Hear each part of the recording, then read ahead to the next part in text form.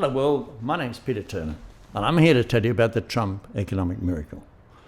But the first thing I'm going to tell you about is a little bit about my own story and why I understand how the Trump economic miracle occurred. Now, I grew up in the middle of the Northern Territory, in the middle of Central Australia, and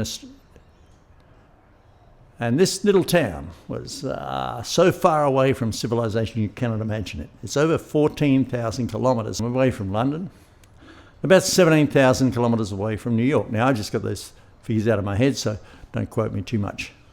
But this town was called Tennant Creek. So it's hard to imagine that anywhere on Earth is further from civilization than this place. But there was a place that was even more isolated. Where I grew up was a mine outside that town called Noble's Knob.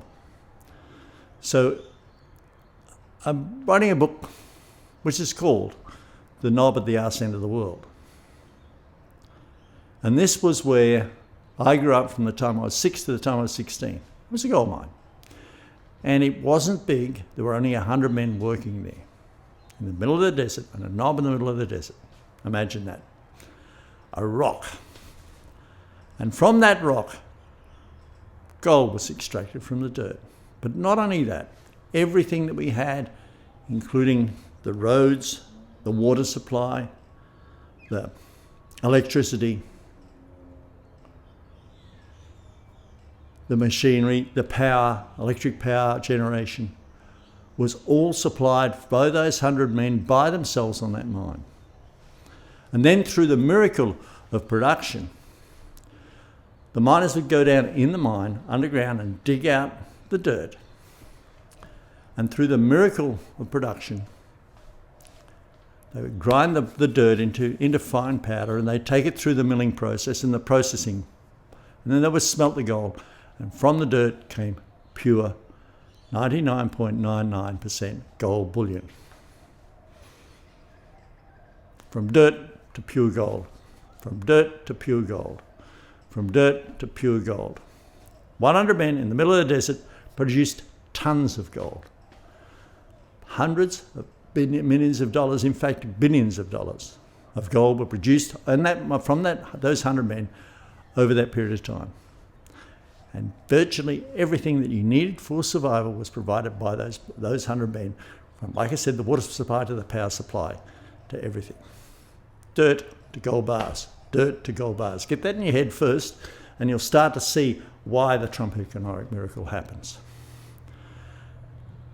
Now, most people can't understand that that's the way wealth is creation. That's what I call, and I don't know if anyone else does, but I call that wealth creation, as opposed to making money. Anyone can make money. A con man can make money by taking money out of your pocket. He can says he makes money by conning it out of your pocket. A banker says he's making money by taking your money and then lending it to someone else and charging interest. But they're not creating wealth. The wealth that they make comes out of somebody else's pocket. But if you take dirt and turn it into gold, you are creating wealth for sure. Simply put, that's the creation of wealth. 100 men in the middle of the desert, self-sufficient, self-supplying, providing everything they want, including the meals and the food that were cooked for them, the accommodation, everything is provided by those 100 men for themselves. So what's that got to do with the United States and the Trump economic miracle? Well, the Trump economic miracle started the very first day he came into power. Because Donald Trump, unlike some of the other wankers in the world, wankers being jerk-offs in American parlance, have no idea what the real economy is all about, what the real wealth creation is all about. That's called the real economy. The real economy is real men doing real work, real men and women, real people doing real work in the real world to create something good for other people. Now, is a lawyer profession able to do that? No. All they do is take money out of one person's pocket and put it in another person's pocket. That's not wealth creation, that's stealing, effectively. Can the royal family do that? No, they just take money. Does the government do that? No, it just takes money out of your pocket, puts it in their own pocket, then spends it. If you're a public servant, are you creating wealth? No, you're not. See, only wealth creation can create real wealth in the real world. Only wealth creation. And it doesn't matter who you are. You ask the billionaires of the world who are who are magnates, who are producing products, they'll tell you the same thing. But Trump comes along. Of course, Trump's a wealth creator. He's a wealth creator. You know, what does he do? Builds a hotel. Now, is that creation of wealth? Of course it is, because there was nothing there and there's a hotel. Trump Tower, boom, there's a new tower. Something else. Golf courses, anything. He is actually creating wealth. Everywhere he goes, he's creating wealth. Now, of course, he might be making some money along the way as well. But when it comes to the United States of America, look at his very first day. From the very first day, there was a difference between this man and any other president I have ever seen, with the possible exception of Eisenhower. All the others are just public servants who got a job. The next job in line was President of the United States. Oh, there's a senator. Okay, where do you have? We have a promotion. Well, where do we promote you to now? We make you president. Oh, yes, I'll be president. Career politicians have no idea. They only know how to tax people and spend money. Tax people, spend money. Tax people, spend money. What about Donald Trump? He comes in the very first day. He walks in and he says, I'm going to open up this pipeline that they've had. The environmentalists have had closed for a long time. I'm going to sign my big thing. He goes like this across the page. And he says, we're going to bring in the oil. And not only are we going to bring in the oil, we're not going to import pipes to do it anymore. We're going to make the pipes in the USA. Pow, right there you've got why the Trump economic miracle happens. And guess what? The next thing you know, there's steel mills opening up all across the USA. Of course, the fake news will never tell you that. They will not tell you that US Steel is back in power and is back opening up steel mills in the Rust Belt. Will not tell you that. Lying sons of bitches in the media. We have what Trump calls it fake media. Why? Why does he call it fake media? Because it lies about his achievements and the Trump economic miracle. And it's not hard to understand. Why is no matter how they try to talk it down, no matter how these guys try to manipulate the money, because the money manipulators are not in control of the real economy. The production section of it is. And what about the tariffs? Okay, what happened to the tariffs? Did you know in the United States, when they had the tariff system going before, way back, the beginning of the 19th century, they didn't charge income tax. Why not? Because tax was charged on imported goods, so foreigners who paid for the government. Foreigners who wanted to deal and trade in America that paid for the government. Everything was paid for by the tariffs. You didn't have income tax. True story. So you see, that's how the Trump economic miracle happens. Let's have a talk about the tariffs for example. If you put up the price of imported goods because these guys have got cheap labour, and which is why China is able to produce stuff, because a Chinese man, I guarantee, cannot produce any more than an American or an Australian or an Englishman, well, maybe Englishman, but he certainly can't produce more than an Australian or an American. In fact, less.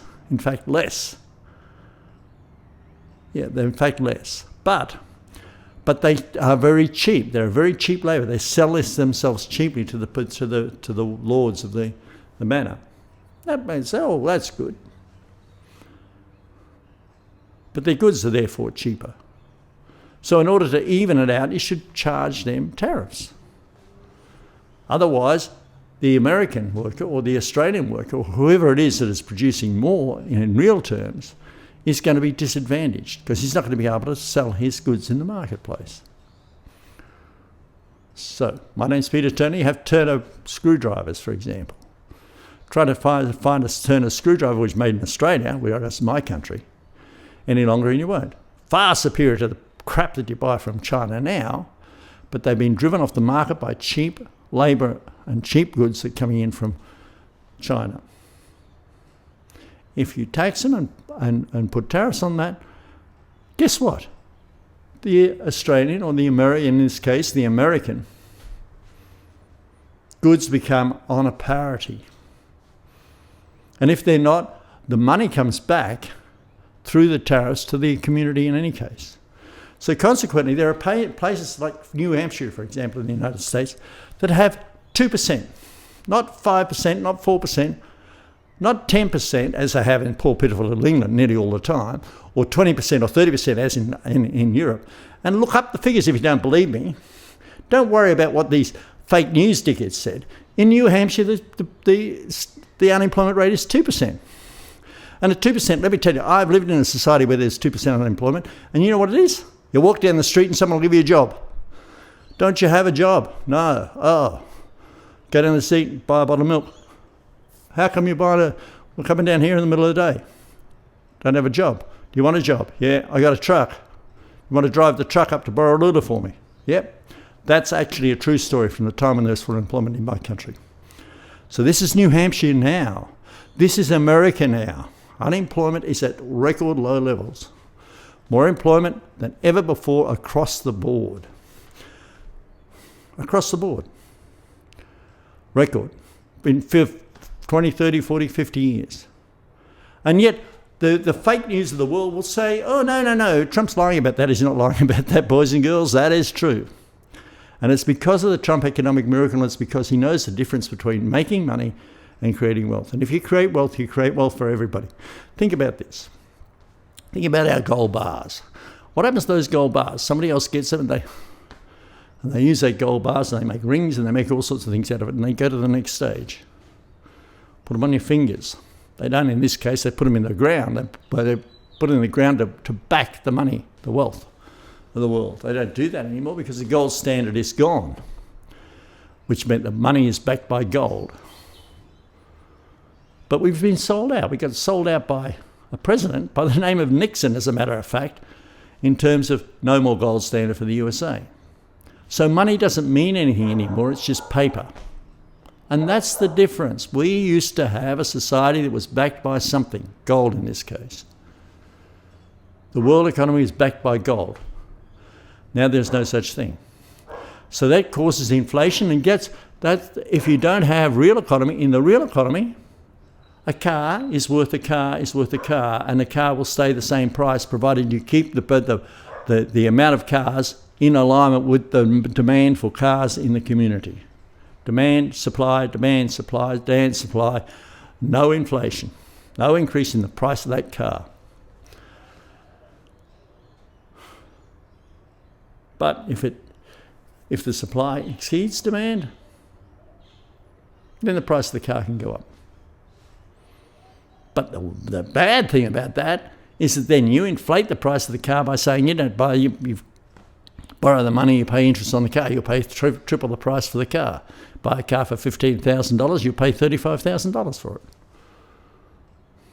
it. And that's what inflation is. That's where the inflation comes, by the manipulation of money along the way. Trump took that out of the equation and said, I'm going to build the real economy. Everywhere you look, he's building the real economy. He's saying employ Americans, don't allow foreigners in. Create real wealth in the real world for real people. Real wealth in the real world for real people. Now, I just want to make a point here. On that mine, my father was the executive. He was the mining accountant, the second highest paid man on that mine. Only the manager, and he was the acting manager when the manager was away.